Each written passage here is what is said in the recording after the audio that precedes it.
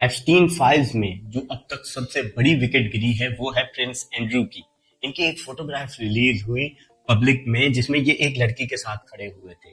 بعد میں be B C کے انٹرویو میں یہ مکر گئے اور بولا یہ پکچر میری ہے ہی نہیں, یہ تو اے آئی سے جنریٹ کی گئی ہے. بعد میں پکچر کا انالیسس ہوا اور پتا چلا کہ یہ ریئل تھی. وہ لڑکی بھی منظر عام پر آ گئی اور اس کے بعد سونے پہ سہاگا جب ایپسٹین فائل ریلیز ہوئی تو ان کی ای میلز بھی منظر عام پر آ گئی جو انہوں نے جیفری ایپسٹین کو بھیجی تھی پبلک آفس ہولڈ کرتے ہوئے. اس کے بعد ان سے شاہی خاندان نے سارے ٹائٹلز بھی لے لیے اور پولیس انہیں گرفتار کر کے لے گئی. ایپسٹین فائل میں ہزاروں کی تعداد میں لڑکیاں وکٹم بنی. ان میں سے زیادہ تر ریکارڈ پر ہیں, ان کے انٹرویوز بھی موجود ہیں, مگر وہ پبلک میں نہیں آتی کیونکہ جو ان کے ساتھ ہوا وہ ابھی تک اسی ٹراما میں ہیں. یہ لوگ مائنر گرلز کو ٹارچر کرتے, ان کے ساتھ ریپ کرتے اور پتہ نہیں کیا کیا شیطانی کام کرتے جو میں آپ کو اس ویڈیو میں بتاؤں.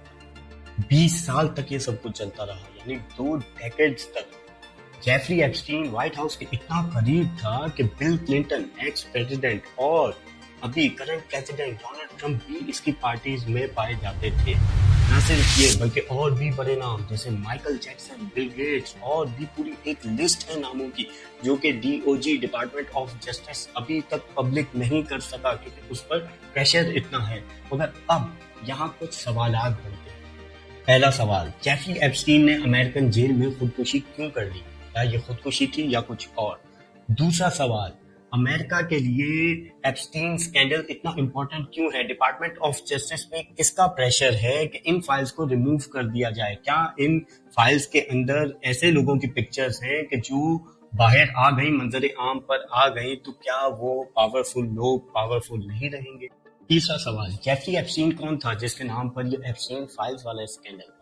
چوتھا سوال یہ کہ جیفری ایپسٹین ایک ورکنگ کلاس سے تعلق رکھتا تھا, اس کے بعد وہ کیسے اتنا امیر ہو گیا کہ اس کے اپنے فارم ہاؤسز تھے, اس کے اپنے جزیرے تھے, اس کا اپنا پرائیویٹ جیٹ تھا اور اس کی کئی پراپرٹیز بھی تھیں جس پر وہ اتنے پاورفل لوگوں کو پارٹیز میں انوائٹ کرتا تھا.